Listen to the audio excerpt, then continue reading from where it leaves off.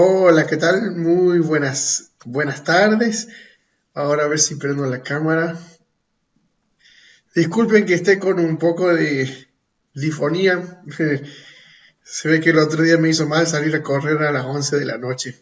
No se los recomiendo. A ver, ahí sí recién está arrancando la cámara. Vamos a ir configurando esto. Ténganme paciencia, porque estoy tratando de que quede grabada también la clase. Y creo que ahí ya sale el video. Ahora sí. Perfecto. Buenas, ¿cómo están? Muchas gracias por su presencia. Hola Patricia, Ornella, Betiana, Diego, Rubén, José, José Juan, Espinosa también. Bienvenidos todos los nuevos, entre comillas, les digo, porque hay muchos que ya están en el mundo de la salud y de lo que es la masoterapia, o por lo menos ya han ido incursionando bastante en el tema, así que nuevos en el instituto, pero ya vienen con un poco de rodaje. Así que me alegro que estén bien, se los ve todos muy relajados, claro, se ve como es sábado, les estoy viendo las caras a todos, están relajados, qué bueno, un sábado a las 6 de la tarde en Argentina, en Chile, en Ecuador son las 4, en México son las 3. Y de España no se han conectado todavía algunos alumnos, pero sí un poquito tarde allá. Bueno, se está grabando por suerte la clase. Ahí alguien tocó Gaby, creo que tocaste Gaby, tocaste un botón como que vas a presentar algo. Ah, estás compartiendo pantalla. A ver, Gaby, hacer clic aquí en dejar de compartir. Tienes que hacer clic en dejar de... Ahí está. A no ser que tengas algo interesante para mostrarnos, Gaby, Toqué pues cualquier cosa. no hay problema, pero si tienes una Toqué cualquier clase, cosa, profe, perdón. pensé que nos ibas a dar una clase, Patri. Si estabas por hablar de algo, te íbamos a escuchar todo. Bueno, No, perdón. no hay problema. Esto de internet es así. Ahí estoy aceptando todavía más alumnos que se están incorporando. Bueno, va a estar buena la clase de hoy también. Van a aprender un poquito más relacionado a lo que son patologías de espalda. Se va a ver fibromialgia, un poco de eso. Sí le vamos a poner más pila a la hernia de disco, que es mucho más común. Las lumbalgias también. Y ahí vamos a detenernos un poco en esto de empezar a entender conceptos y no confundir el signo con el síntoma. Así que van a tener cosas súper interesantes también ahí. Siempre le van a sacar algún provecho a las clases. Bueno, como les decía, se está grabando, así que va a quedar grabada por si algo les surge y, y no pueden seguir en la clase de hoy. Y de cualquier manera, si algo se les pasa, que veo que algunos tienen libros, apuntes para ir tomando nota, no hay problema si voy a veces rápido porque queda grabada la clase, así que la pueden ver de nuevo después. Entonces, eh, voy a ir compartiendo la pantalla. Algunos se van a ver ahora porque voy a compartir la pantalla y van a ver sus caras. Pero voy a sacar, sí, mi cámara, para que sea más fluida la conexión. Y sí voy a poner el PowerPoint desde el principio. Entonces, ahora sí. Creo que ahí ese sonido me indica que alguien está recién ingresando. Perfecto, así que a veces voy a entrar y salir.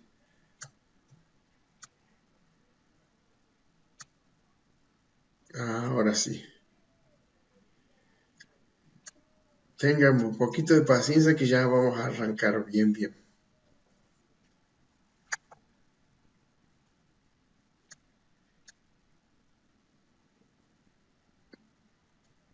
A ver.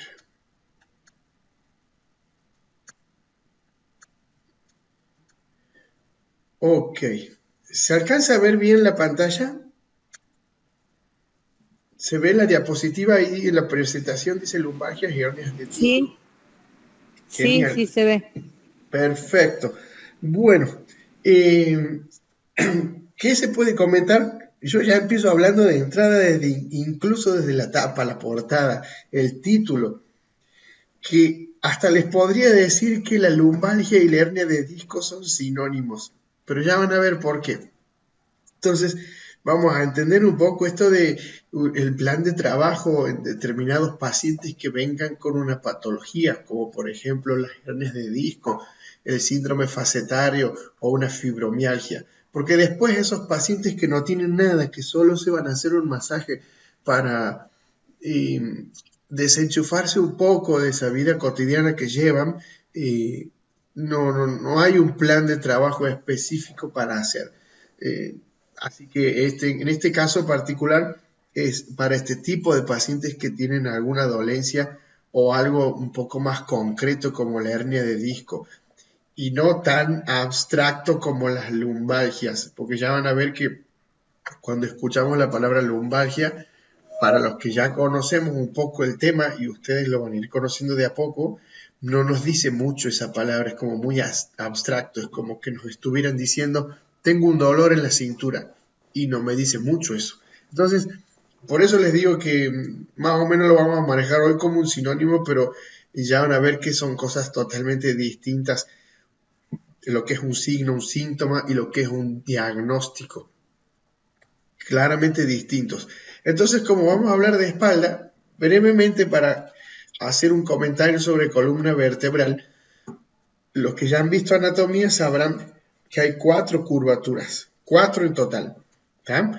La cervical, la curvatura torácica o dorsal, la zona lumbar y la zona sacrocoxígea.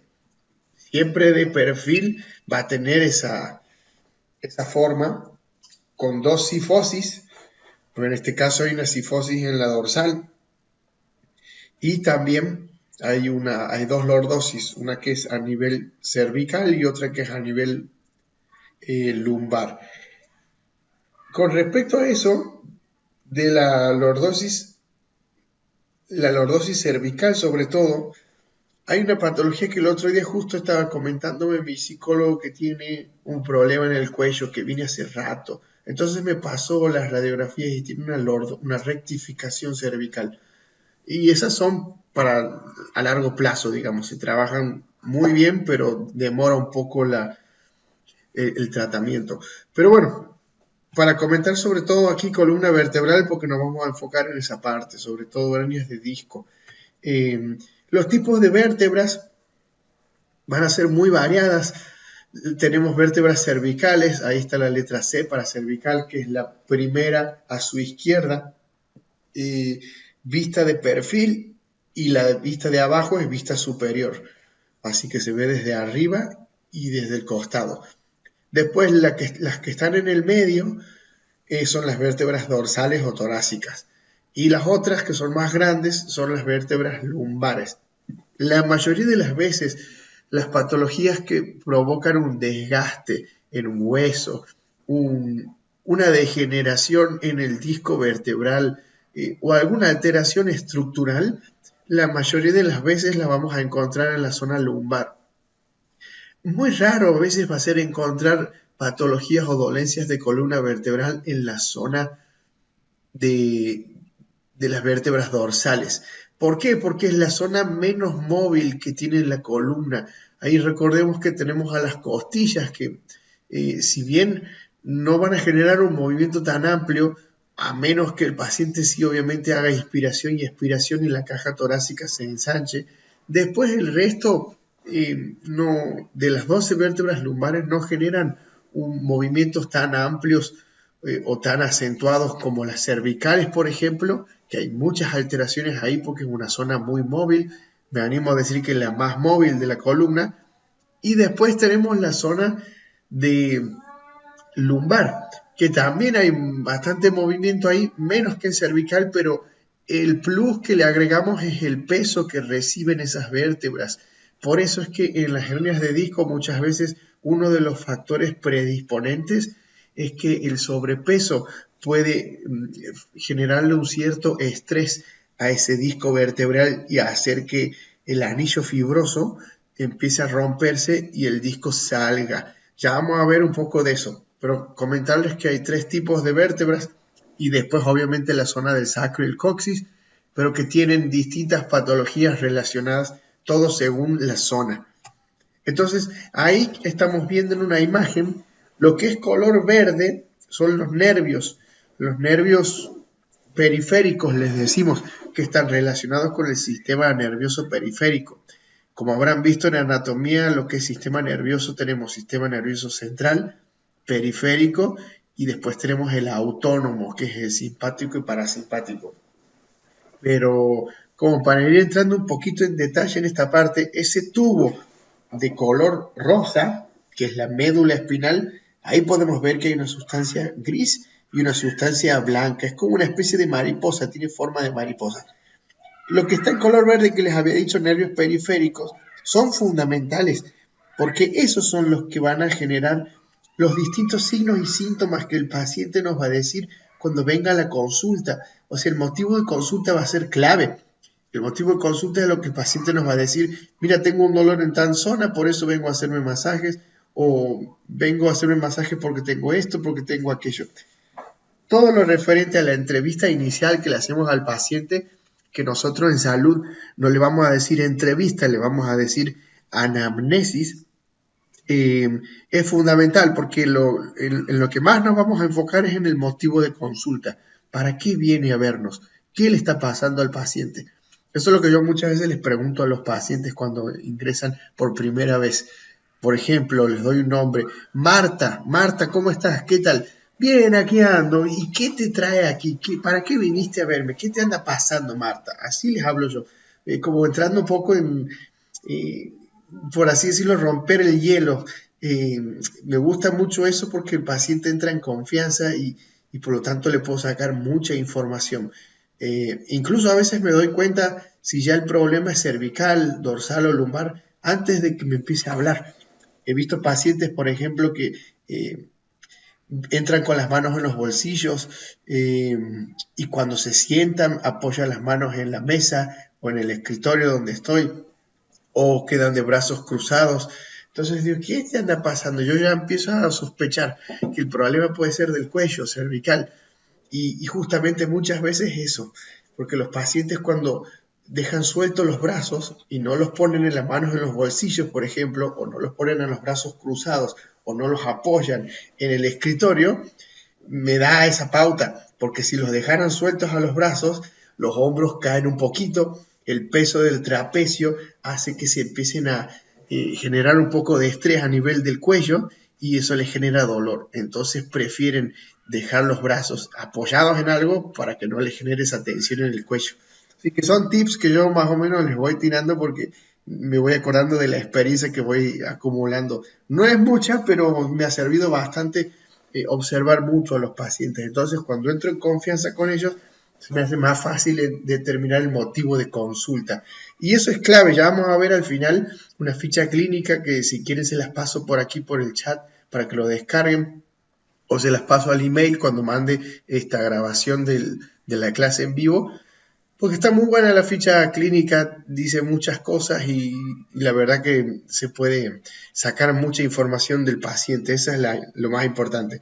Entonces, lo que vemos aquí de estos nervios es que pueden comprimirse, se pueden presionar por culpa de una hernia de disco, por culpa de una luxación, o por algún tipo de dolencia a nivel de las articulaciones superficiales ahí que vemos. Ya van a ir viendo un poquito más en detalle eso. Aquí lo que estamos viendo, como para ir entrando en esto de lo que es la parte de hernias de disco, eso que está en color celeste, que es como una especie de laguna, es el núcleo pulposo. Es un 80% agua, y mucha cantidad de agua tiene el disco vertebral. Y obviamente lo vamos a tener en toda la columna vertebral, menos en la zona del sacro y el coxis, porque se acuerdan ustedes que esa zona no tiene disco, está todo fusionado como un hueso solo, y tampoco tenemos entre el hueso occipital del cráneo con la primera cervical, y tampoco hay disco vertebral en la primera con la segunda cervical. Así que después el resto tiene disco vertebral. Incluso hagan la prueba ustedes porque el disco vertebral en el transcurso del día pierde líquido. Por lo tanto, cuando se deshidrata, empieza a reducirse en tamaño. Estamos hablando de 1 milímetro, como mucho 2. Pero si ustedes suman ese milímetro entre la tercera y la cuarta lumbar, entre la cuarta y la quinta, entre la primera y segunda dorsal, y así van sumando, puede que el paciente durante el día pierda altura. Entonces, cuando quieran ustedes hagan la prueba, me comentan la clase que viene, quién hizo la prueba, les lo dejo como tarea.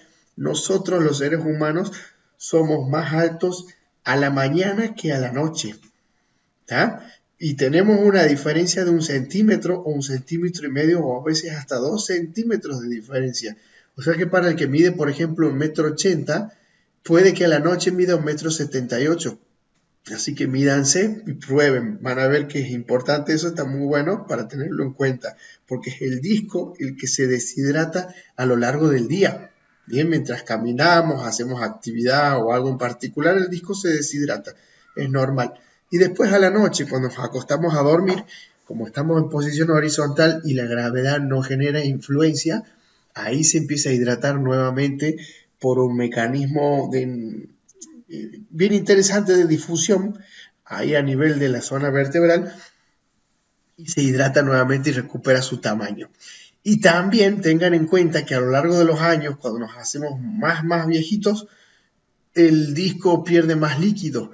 Entonces es muy raro encontrar un paciente, por ejemplo, de 70 años que haga una hernia de disco a esa edad.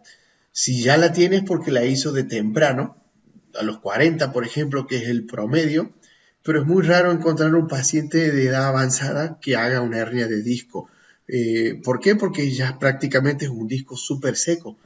No tiene prácticamente casi nada de líquido y eso es muy, muy normal de verlo. Entonces, eso para tener en cuenta con el núcleo pulposo, 80% agua. Y el anillo fibroso, chicos, es lo que lo contiene. Esa parte es la que se debilita a lo largo de los años y sobre todo influye mucho el trabajo que hagan las personas. Si utilizan mucho la columna vertebral, si levantan muchos pesos de forma repetitiva, si no usan elementos ergonómicos y hacen higiene postural, por ejemplo, alguna faja o algo, a lo largo de los años ese disco, ese anillo se empieza a deshilachar y puede que se corte, se rompa y el núcleo pulposo sale. Y cuando sale comprime un nervio. Ahí les voy a mostrar unas imágenes. Ven, ahí tenemos de vuelta. A ver si porque yo estoy hablando tranquilo y yo no sé si se habrá cortado porque están muy atentos o se cortó la comunicación. Alguien que me ayude a ver si tiene alguien activa el audio. Está bueno, se escucha bien, profe. Bien, gracias, Bien, doctor perfecto. Alejandro.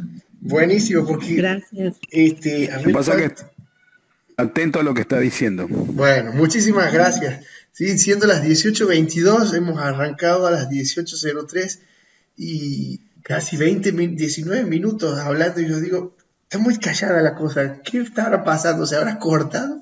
Bueno, buenísimo, mejor no. Entonces ahí vemos una sección de la médula. Vemos eso que está en color blanco, la sustancia blanca, y la sustancia gris. Bastante interesante todo eso para los que ya han visto anatomía, sistema nervioso sobre todo. Eso que dice ganglio espinal tiene que ver con los ganglios del sistema simpático. No tiene nada que ver con el ganglio de lo que es el sistema linfático, sino por el sistema simpático que es de todo nervioso. Y esto que les muestro, ¿por qué les muestro lo que es la neurona? Porque tiene que ver con esto, con la sustancia blanca y gris. La sustancia blanca está formada por las prolongaciones largas y cortas que tienen que ver con las dendritas y los axones. Así que ustedes recuerden que la neurona es un tipo de célula y que transmite sobre todo información de cualquier tipo, de dolor, una información, algún mensaje para que el músculo se contraiga. Cualquier mensaje tanto desde el interior del cuerpo o desde lo que es lo externo, transmite un mensaje y va de neurona a neurona. Entonces, gracias a las prolongaciones cortas y largas, que vendrían a ser en esta imagen el conjunto de prolongaciones cortas y largas, axones y dendritas, forman la sustancia blanca, y todo lo que es la sustancia gris es básicamente el cuerpo de la neurona sumado a la neuroglia, que es como un tipo de célula que hace de sostén o soporte. Así que eso para comentar de la sustancia gris y blanca. Ahí voy a admitir a nuevos alumnos que recién ingresan y vuelvo de nuevo a la diapositiva. Genial, ahí estaba viendo que estaban todos conectados, por suerte. Y no estoy hablando solo, digo. Ok, entonces, prolongaciones cortas y largas, axones y dendritas forman la sustancia blanca. Después, lo que es la sustancia gris está formada por el cuerpo de las neuronas y las neuroglias, o glías que se les dice. Y gracias a todo esto de los mensajes es que se produce la sinapsis, o mejor dicho, la sinapsis es la que hace que los mensajes se transmitan de forma correcta. Y hay de dos tipos, químicas y eléctricas. El cuerpo utiliza cualquiera de ellas según la situación. La eléctrica, obviamente, la sinapsis eléctrica que transmite mensajes es mucho más rápida, así que esa se necesita a veces para mecanismos de urgencia o de supervivencia del cuerpo. Y las químicas es la que usamos el 80% del día. ¿Pero por qué les comento esto? Porque es súper importante que sepamos que una hernia de disco puede comprimir un nervio y después esa sinapsis, ese mecanismo de comunicación entre las neuronas, se altera y empieza a provocar signos y síntomas que los vamos a ir viendo en un ratito. Y ahí les voy a ir mostrando como para ir entrando en la parte de las patologías, en las famosas lumbalgias. La dividí en dos a la palabra algia en color rojo, que significa dolor, y de lumbar, o sea, zona lumbar, dolor en la zona lumbar. Bien, vemos que ahí el paciente se toca la cintura con la mano llena. Eso les tiene que llamar la atención también. Cuando ustedes le pregunten a un paciente a dónde te duele, a ver, mostrame, siempre fíjense cómo el paciente señala el dolor. Si se toca la zona con la mano completa, nos está indicando que es un grupo muscular amplio, así que nos puede decir ahí bastante del dolor, que puede ser un dolor crónico o un poco difuso que no lo sabe detectar y de forma tan localizada el paciente. A veces lo señala con la punta del dedo, con el dedo directamente, y estamos viendo algo muy puntual que puede haber sido un golpe directo ahí o un micro desgarro en esa zona, ¿sí? Así que siempre vean cómo el paciente indica el dolor. Eso es fundamental. Entonces, ¿por qué les muestro esta parte que no tiene, por ahí uno dice no tiene nada que ver una nefritis y un riñón? Se los muestro a propósito, porque muchas veces la lumbalgia no tiene que ver con un dolor musculoesquelético o algo que tenga que ver con el músculo, con el hueso, con una articulación, porque uno por ahí siempre se pone a pensar en algo así, o se desgarró, o hizo un mal movimiento, o se le estiró demasiado el músculo, o alguna microfractura, alguna subluxación. Empezamos a pensar de todo, pero siempre tirando para el lado de los músculos, los huesos o las articulaciones. Y a veces no tiene nada que ver con eso. Puede que sea algo visceral, algo relacionado con órganos internos, o en este caso, los riñones. Por eso yo les muestro ahí que el riñón está en contacto con, sobre todo, el músculo cuadrado lumbar. En contacto prácticamente, ¿sí? Obviamente lo separa la aponeurosis de cada uno de esos órganos, pero está casi en contacto. Entonces, cuando hay una nefritis, alguna infección urinaria, algún problema que tenga el paciente con los riñones, o esas famosas piedritas que se llaman litiasis, siempre repercute en el músculo y en el músculo también repercute a nivel general en toda la cintura. Entonces, por eso es bueno saber que la lumbalgia simplemente es un dolor en la zona lumbar y no nos dice otra cosa más. ¿Tá? Aquí tengo varios alumnos que están para aceptar, así que ahí los admito a todos. Qué suerte que se está grabando la clase también, por suerte me fijé bien. Entonces, ¿en dónde estábamos? En esto, que la lumbalgia puede ser la causa puede ser muchísimas causas, pero está bueno saber detectar qué diagnóstico tiene el paciente para ver qué tipo de técnica le podemos aplicar. Porque si es un paciente que tiene una nefritis y si le aplicamos técnicas de percusión a la zona, le va a doler al paciente porque tiene un problema urinario. Entonces es mejor que ese problema se elimine por cualquiera de las vías. Obviamente, como sabemos, siempre el paciente se lo trabaja de forma interdisciplinaria, así que el médico, seguramente el nefrólogo, sabrá qué hacer en ese caso, y cuando eso se resuelva, ahí trabajarle la zona, porque los músculos van a estar un poco débiles y con tensión y dolor. Pero es bueno saber la causa, y también es bueno saber que la lumbalgia, por más que ya lo haya repetido en otras clases, es simplemente un dolor en una zona y nada más que eso. Así que a nosotros nos interesa saber la causa de ese dolor para saber qué técnicas de masaje hacer.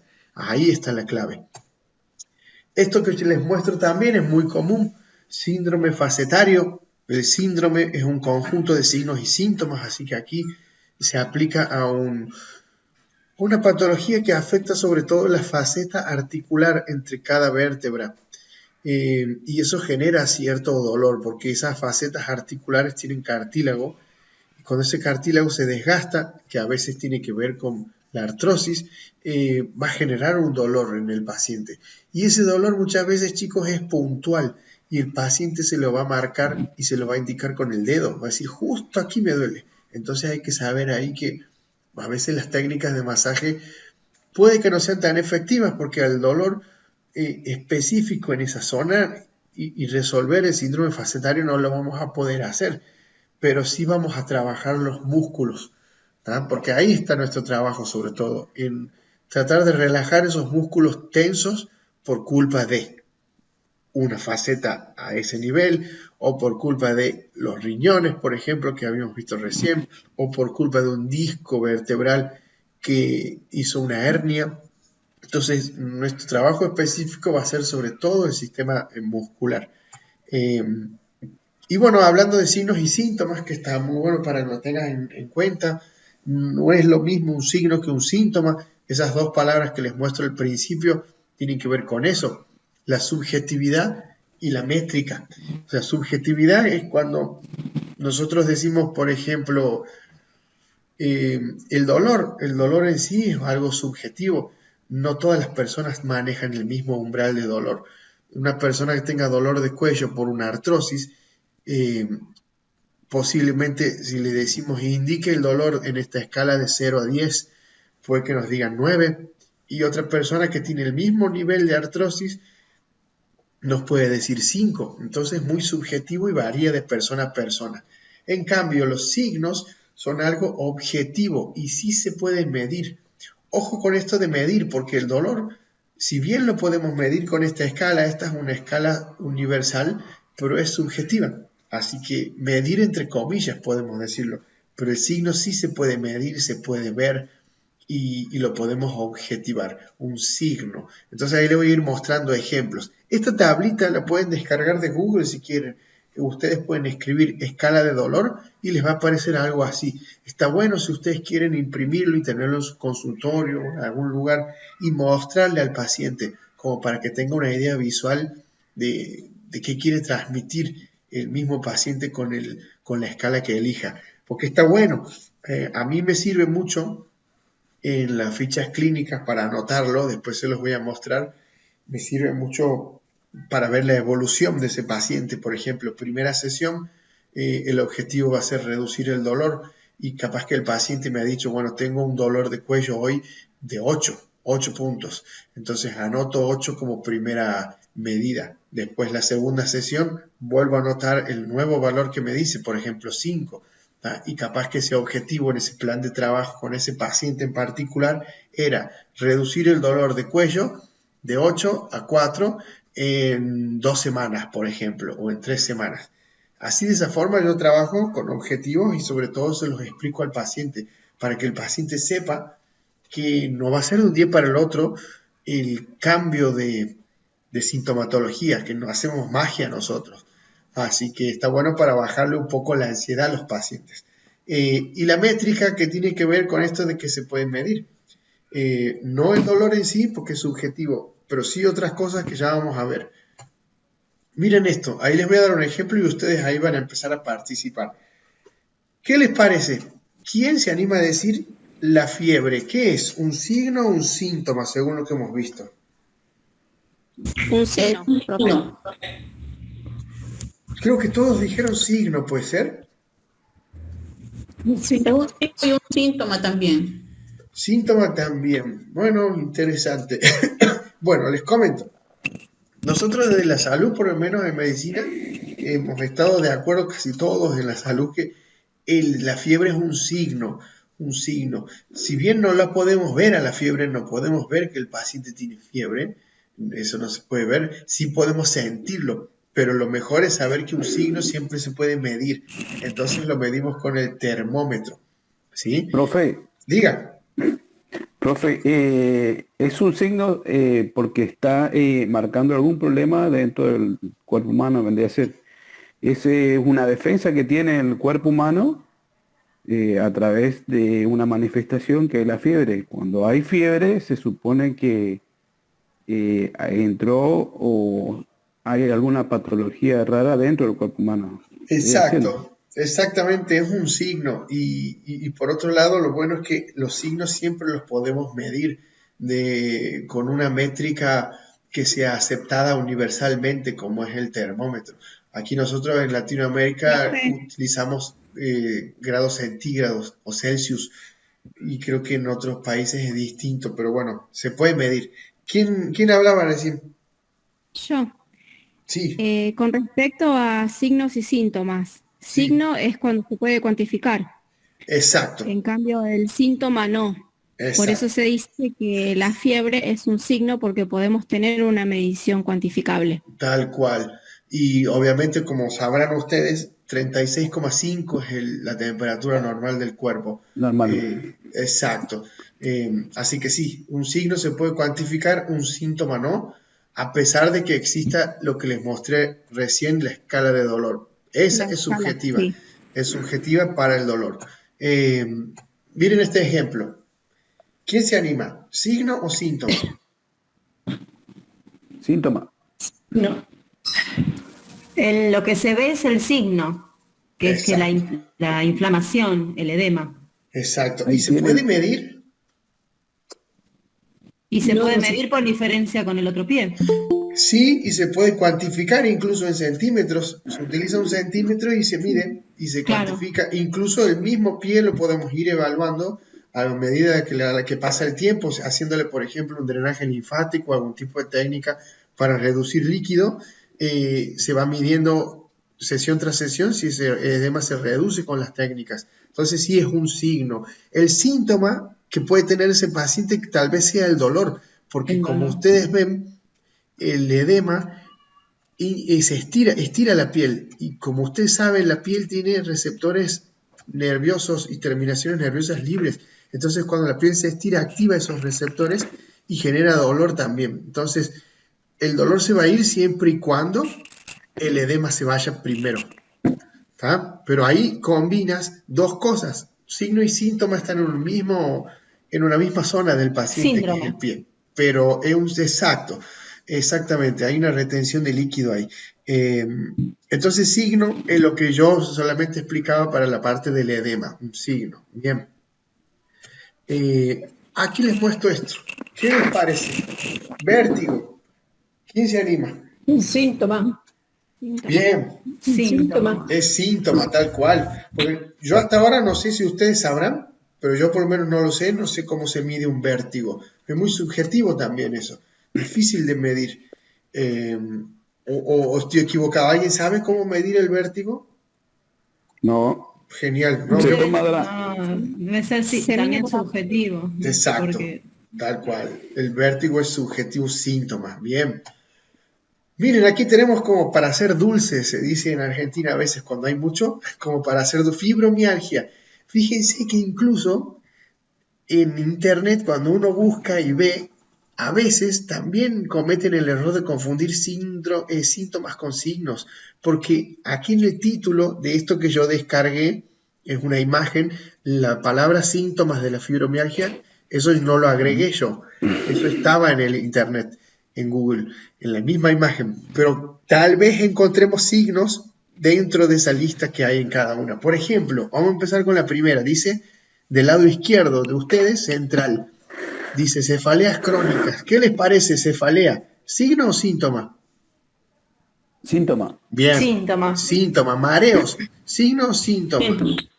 Síntoma. Un síntoma. Síntoma. Bien, síntoma. A ver, voy a tirar alguno. Alguien que me diga si hay algo de ahí que ustedes vean que les llame la atención y que sea signo y no síntoma. Yo ya encontré uno. Puede ser la parte de la mandíbula. Disfunción. Bruxismo. Bien. Disfunción. Disfunción. ¿Sí? Puede ser un signo eso. Hay que ver a qué se ha querido referir esta persona a la que ha hecho esta infografía con la palabra disfunción, que tal vez puede ser rigidez. Si lo llevamos aquí a la parte de articulaciones, rigidez. Eso se puede medir también. Nosotros en kinesiología utilizamos lo que es el goniómetro, que se puede medir si la mandíbula, por ejemplo, hace una apertura normal o, por ejemplo, las articulaciones si hacen un rango articular normal. Entonces, todo eso se puede medir y si se puede cuantificar, como dijo recién una alumna muy bien, es un signo. ¿Está? ¿Y los Por problemas de ejemplo, visión que dice?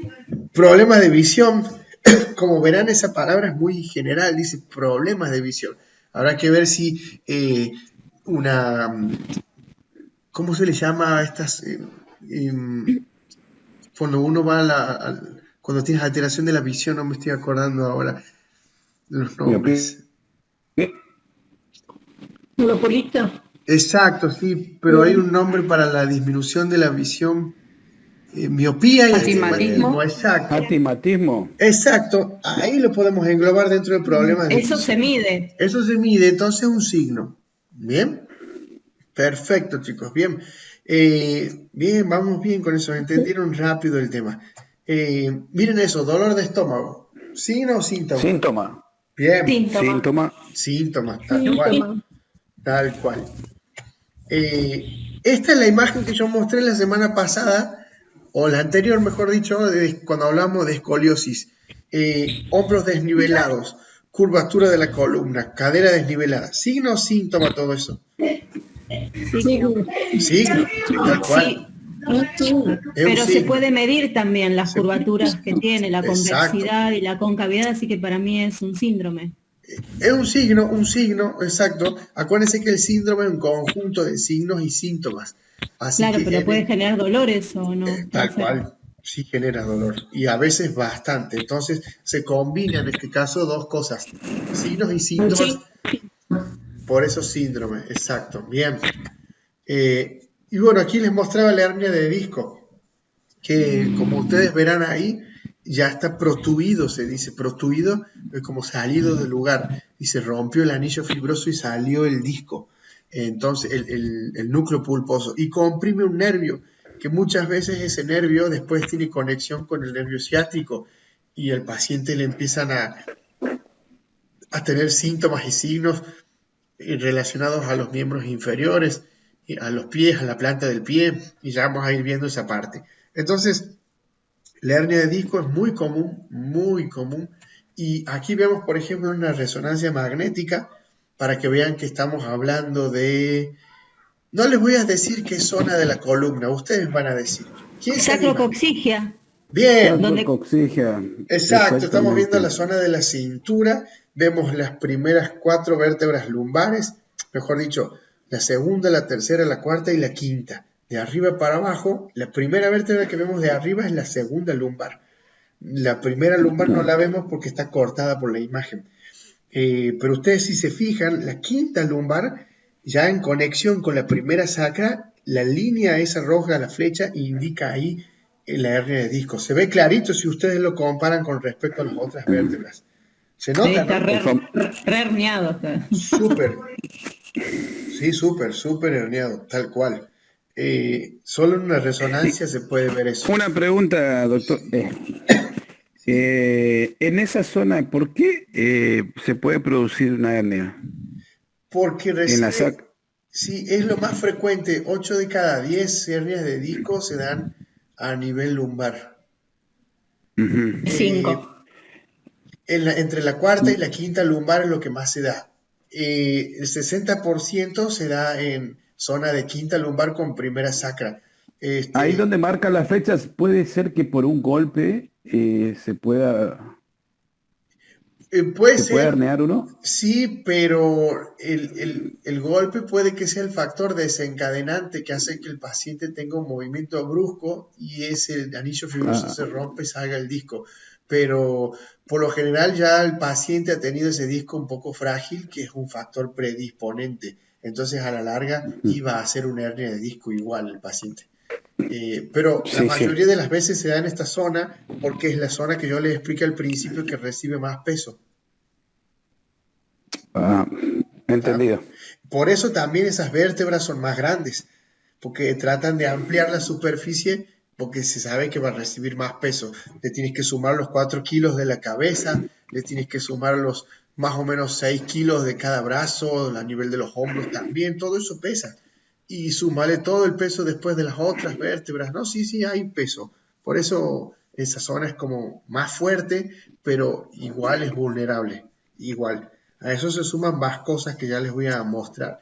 Por ejemplo, aquí cuando vemos la etiología o las causas que pueden provocar una hernia de disco, uno de los factores predisponentes es el sobrepeso. ¿Tá? Entonces, por eso muchas veces los pacientes que van a quirófano por una hernia de disco y tienen sobrepeso, se les pide primero que bajen de peso y después se les hace la cirugía, porque si no se hace mucho más difícil la rehabilitación desde el punto de vista de la parte de kinesiólogo, digamos. Eh, Tipos de trabajo también, porque como les explicaba, sí, hay pacientes que hacen carga y descarga de peso, por ejemplo, los que utilizan, los que hacen carga y descarga de garrafas o bidones de agua o trabajan con algo pesado, también tienen que usar faja, pero a la larga igual terminan haciendo una hernia de disco. Por el tipo de movimiento que realizan, ese disco se va debilitando. Y el tabaquismo también es una de las causas, o mejor dicho, factores predisponentes, porque hay estudios que indican que la nicotina produce menor oxigenación a nivel del disco vertebral. Entonces el disco que se hace un poco más frágil, más rígido, más sensible. Y a la larga el paciente hace más hernias de disco a ese nivel. Entonces, eso como causas. Y después, esto de los signos y síntomas. Les puse esa foto porque me gustó, la vi en internet cuando puse la palabra hormigueo. Eh, no sé si a alguno le ha pasado a veces que estamos sentados o acostados y, por ejemplo, estamos en una mala posición y después empezamos a ver que se ha comprimido un nervio porque hemos apoyado tal vez la pierna en alguna baranda o en algo y empezamos a sentir esos hormigueos o estrellitas, algunos le dicen eh, sensación de quemazón, otros le dicen como electricidad, todo depende del paciente cómo lo llame. Nosotros en salud le decimos parestesia, ese es el nombre médico, parestesia.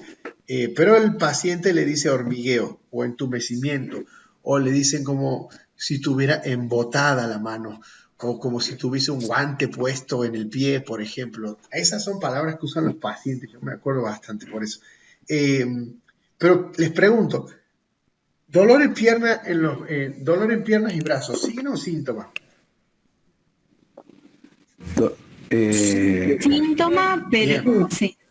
es doble, Sí, síntoma. porque por es ahí se puede doble. medir con el aparatito de las agujitas, que ahora no me La sale el tabla de nombre. Signo, medición. signo y síntoma, los dos.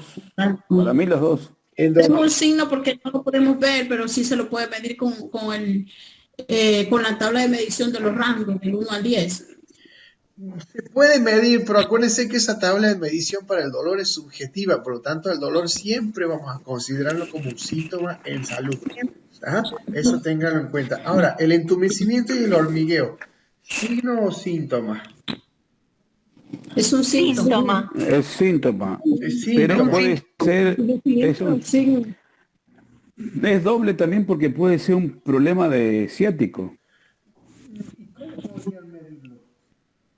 Pero eso es un síntoma porque no lo podemos medir. O sea, se lo puede decir me hormiguea, pero no sabemos a qué nivel o qué tanto. O sea, uno supuestamente se lo puede decir es mucho o es poco, pero no lo podemos ver. No lo podemos medir tal cual. En salud también decimos que las parestesias, el entumecimiento y el hormigueo son síntomas. ¿Y la debilidad muscular? Esa sí me parece que se puede medir con el aparatito de las agujitas. Exacto, se mide. La debilidad se mide y es un signo. No me acuerdo el nombre ahora, creo que se llama dinamómetro. Con el dinamómetro se mide la fuerza muscular, tal cual. Se puede medir, así que es un signo la debilidad. Bien. Y bueno, respecto al tratamiento de este tipo de patologías, lo que es la parte de hernias de disco, por ejemplo, nosotros en salud le decimos tratamiento conservador. ¿Qué significa eso? Que no vamos a curar la hernia de disco con los masajes, o sea, no vamos a volver a meter, por así decirle, el disco vertebral de nuevo a la zona y que ya no haya hernia. Eso solamente se hace con cirugía. Nosotros lo que hacemos es tratar los signos y los síntomas, más que nada los síntomas, que es el dolor en el músculo, la tensión, todo eso básicamente con técnicas. Y siempre se recomienda empezar de menor a mayor, de roce superficial y profundo, y después con técnicas de amasamiento, pero suaves. No vamos a generar ningún tipo de aumento de la hernia si hacemos un masaje, porque acuérdense que nosotros con las manos no vamos a llegar nunca a tocar la hernia, está todo obviamente con músculo, hueso y es imposible, porque muchos alumnos me preguntan, pero profe, si hacemos masaje con un paciente con hernia, ¿no vamos a aumentar la hernia? No, al contrario, no, mejoran la sintomatología. Y el plan de trabajo, en general, se empieza siempre con 3 sesiones. Cuando el paciente es por primera vez, lo mejor es siempre empezar con 3 sesiones en este caso. Un día de por medio, por ejemplo, si el paciente viene un día lunes, hacerle el lunes masaje, el miércoles y el viernes. Y el viernes. ¿Ah? Y se va evaluando sesión a sesión la escala de dolor, con la escala que les mostré al principio. Después ya de esas 3 sesiones se empieza con una sesión semanal y después se evalúa nuevamente y después se hace otra sesión pero mensual. Entonces, ese es un plan de trabajo para este tipo de patologías como la hernia de disco o como también la espondilolistesis, que es otra patología también. La artritis, la artrosis la vamos a ver en la clase que viene, pero también son similares en cuanto al plan de trabajo, salvo para la artritis, que ya van a ver que hay consideraciones a tener en cuenta. Pero eso respecto al plan de trabajo. Yo les quería mostrar, a ver si alguien tiene una consulta para hacerme. Sí, ¿cómo era? Hernia de disco y el otro era Espondilolistesis. A ver si me... Espondi... Ahí las voy a anotar en el chat. Ok.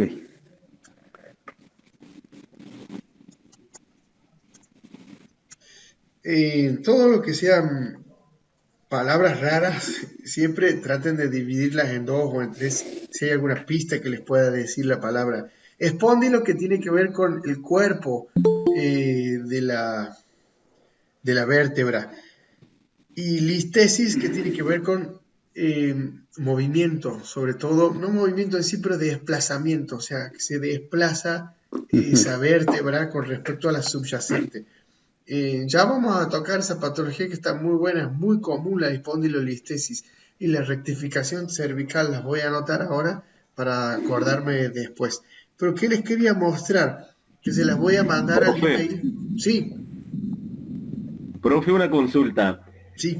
Sabiendo de todos los dolores que representa la hernia de disco, y muchas veces que somos, la verdad, que impacientes, ¿no? Sí. Pretendemos que el tratamiento justamente sea urgente, rápido. Y hace un rato mencionábamos que era importante que el paciente baje de peso por sobre todas las cosas para disminuir el dolor y todo ello.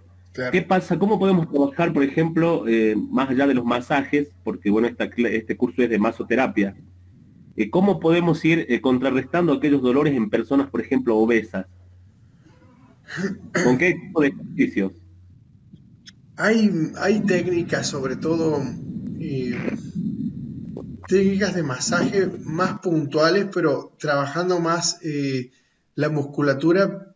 Obviamente, cuando nosotros realizamos un masaje, si utilizamos a mayor superficie, menor profundidad. Entonces, si utilizamos la palma de la mano o utilizamos mucho el talón de la mano, que se le dice también que son las eminencias tenares y hipotenares, obviamente en un paciente con sobrepeso, el tejido adiposo nos va a hacer un poco más difícil la técnica para llegar al músculo. Entonces ahí es mejor reducir la superficie en donde nosotros estamos utilizando la técnica, por ejemplo, y no utilizar la palma de la mano, sino los codos. Se puede trabajar así para llegar un poco más al músculo.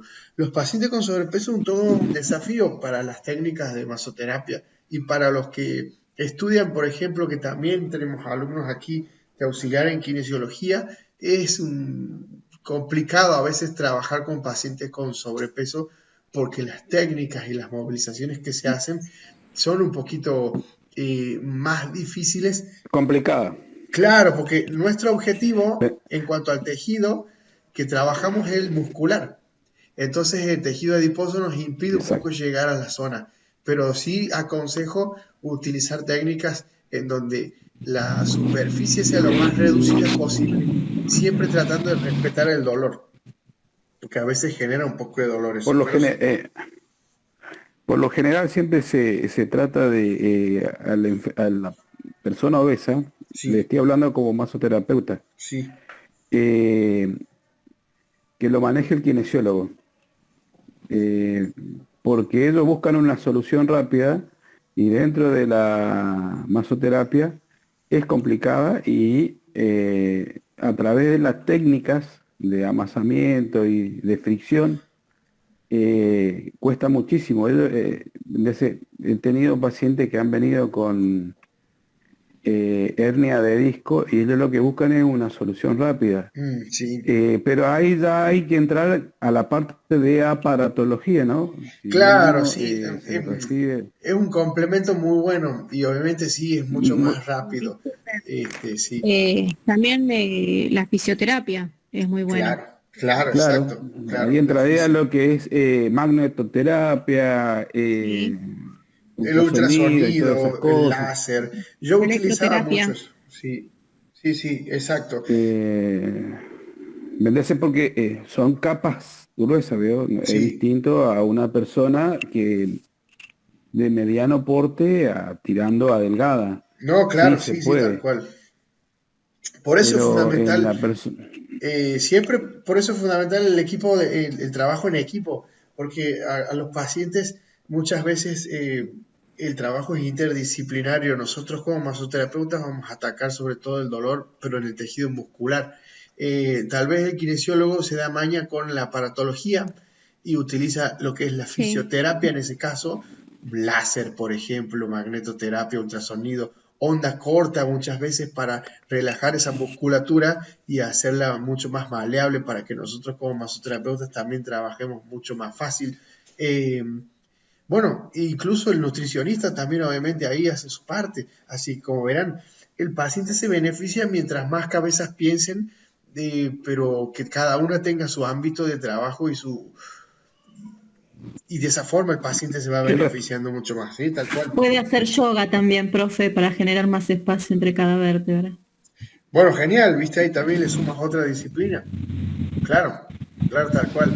Aquí lo importante es que el paciente termine consiguiendo lo que quiere, que es reducir el dolor, mejorar su sintomatología. Y si no se puede con ninguna de esas... Que salga feliz, contento del consultorio. Claro. El último recurso siempre es el quirófano. Porque si tenemos un paciente obeso y se trabaja en conjunto, como usted dice, con nutricionista, el fisioterapista y todo, y el masajista, entonces él va a tener no solamente el beneficio del disco herniado, sino también de su peso, de una mejor salud. Claro, exacto. Y creo que va a salir más que satisfecho si él también sale a las ganar su confianza y hacerle que todo lo que estamos haciendo es para su beneficio. Entonces va a salir más que satisfecho, creo yo. Claro, claro, exactamente. Entonces, como para ir haciendo un cierre, yo les voy a ir mostrando, esta es la ficha clínica que les voy a mandar por email. La pueden imprimir porque está así como virgen, por así decirlo, para que ustedes le agreguen datos. Es la que yo utilizo actualmente. Los datos personales, nombre, apellido del paciente, fecha de nacimiento, edad, estado civil, ocupación, que es fundamental para que sepan si está o no en relación con su patología. Esta parte que dice obra social, médico derivador, matrícula, diagnóstico y tratamiento sugerido, si quieren no lo agreguen o no lo completen, porque a mí me lo piden muchas veces el colegio de kinesiólogos y por eso yo lo agrego, que es un requisito en mi ficha, pero no hace falta. La fichita esa, hay una parte donde dice médico derivador. Sí, Yo la relleno, ¿qué kinesiólogo me lo deriva al paciente? Porque claro, por ahí tengo pacientes que en sí es más psicológico que una patología, claro. y es común que le cansan a los kinesiólogos. Entonces, en tercera escala está el masoterapeuta y bueno, recomiendan y vienen. Entonces, anoto en la ficha qué kinesiólogo Deriva, claro, claro, me lo derivó. tal cual. Es algo legal que hay que completar esa parte para Sí, nosotros, para los masoterapeutas. claro, bueno, y aquí en esta parte, Porque veo que si estábamos hablando de esto de un paciente obeso o un impaciente, como dijo un compañero, ellos quieren la solución ya. claro, Quieren ya la solución, y por ahí uno no tiene manos mágicas, porque es así. Nosotros a través de la masoterapia lo que tratamos es brindar un alivio a las personas, pero el impaciente lo primero que hace sale y habla mal de uno, ¿no? sí, eso Yo vas a como tener siempre. Ya kinesiólogo, voy a comentar en otras clases sobre todo eso para que lo tengan en cuenta porque puede que pase, así que es algo muy común, muy normal. El paciente es impaciente. Esto que les comentaba de la Profe, ficha clínica, sí, acá yo la uso, la que tiene usted. exacto, buenísimo, buenísimo. Y Es en muy, esta, ahí voy marcando todos vos vas marcando lo tal que tiene cual el paciente.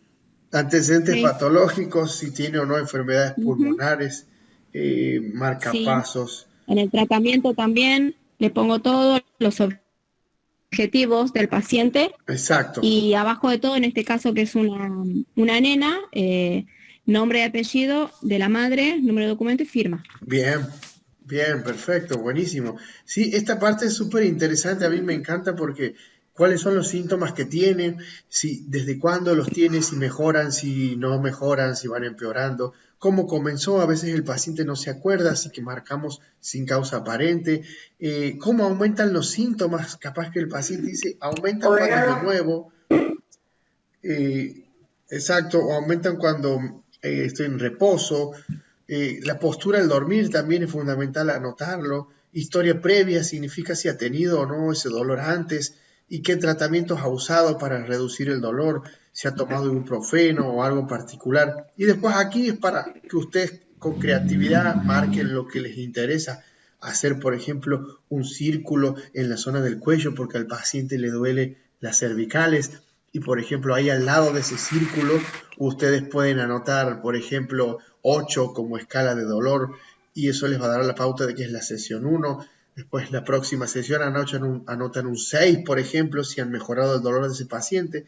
Así que se puede hacer de todo con esta ficha, inclusive utilizando también esta columna vertebral que está de perfil. Y como decía una alumna recién, el tratamiento que le vamos a hacer y los objetivos. Por ejemplo, lo que yo les decía al exacto. principio, reducir 2 puntos el dolor en esta primera semana con técnicas de masaje, por ejemplo. ¿Ah? Está muy bueno eso porque les sirve a ustedes y al paciente también. Sí, es que esa es una parte, ¿cómo es? Es una defensa legal que tenemos.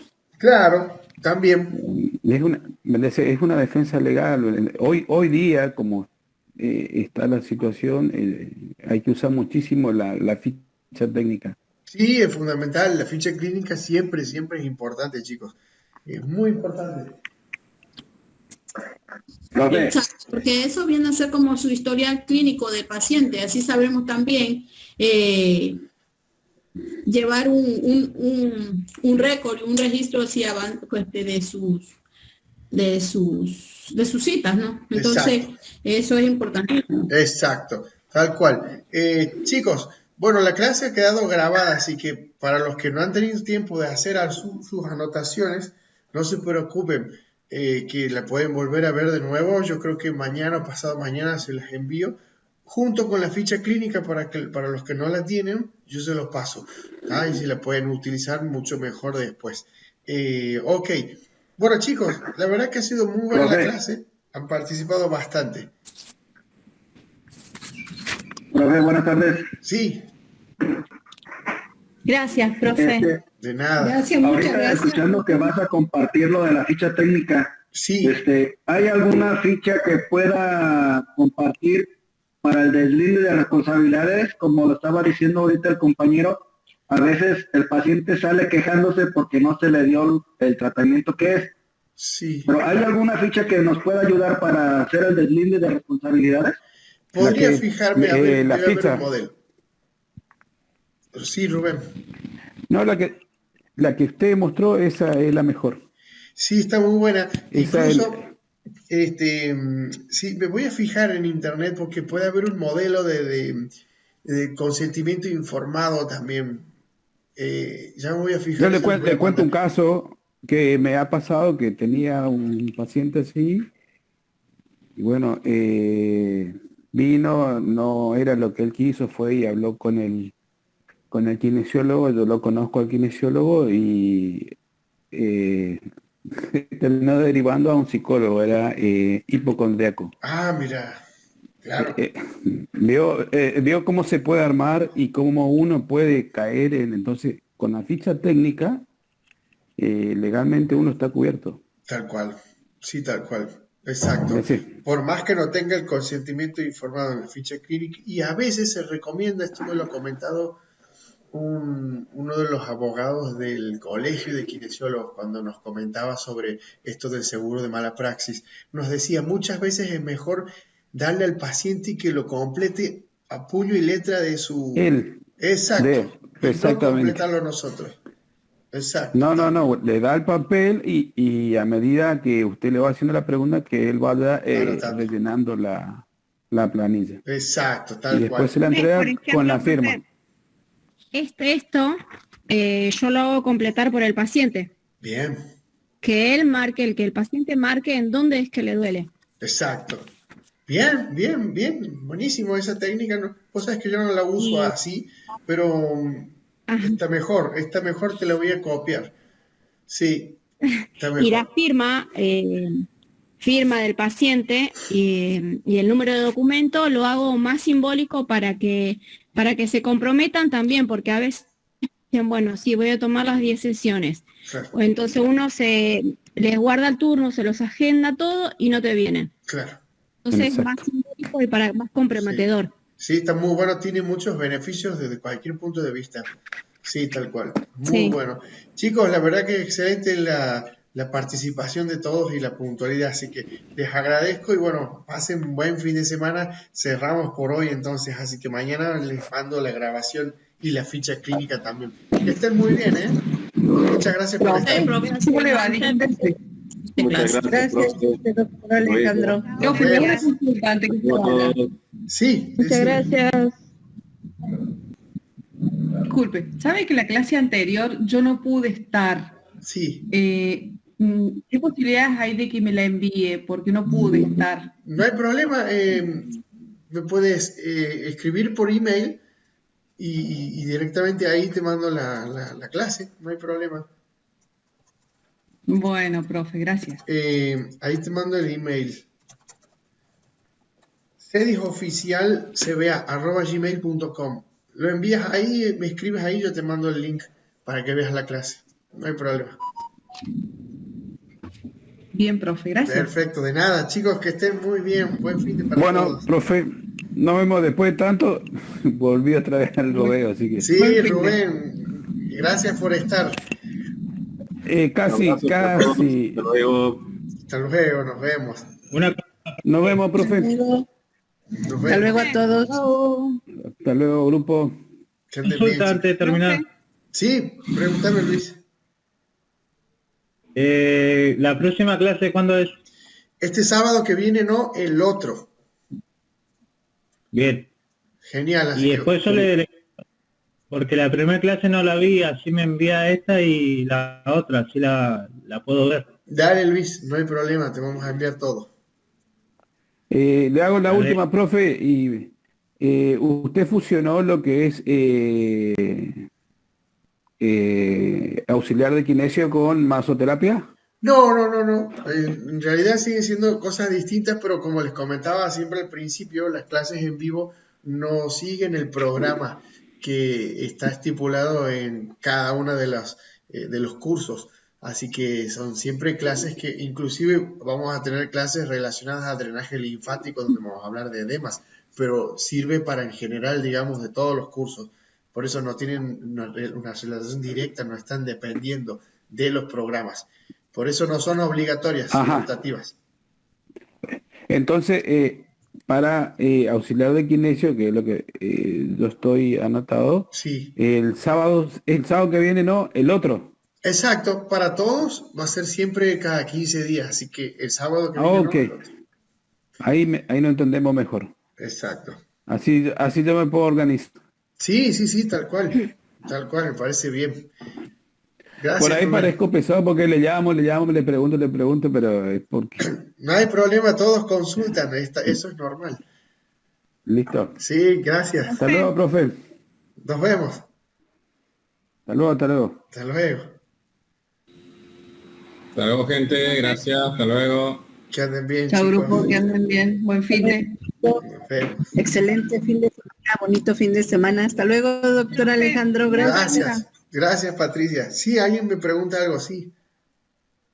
Sí, ¿qué tal? Yo quiero saber si una vez terminado el curso puedo seguir viendo las clases, porque esta es la primera vez que veo una clase en vivo, porque mi trabajo a veces no me lo permite. Sí. Yo soy la que le mandé el examen el domingo pasado. Sí, me acuerdo. Sí, yo les había comentado siempre Y- desde un principio eso, no se les va a cortar nunca el campus y siempre van a estar las clases en vivo, por más que terminen el curso, no hay problema.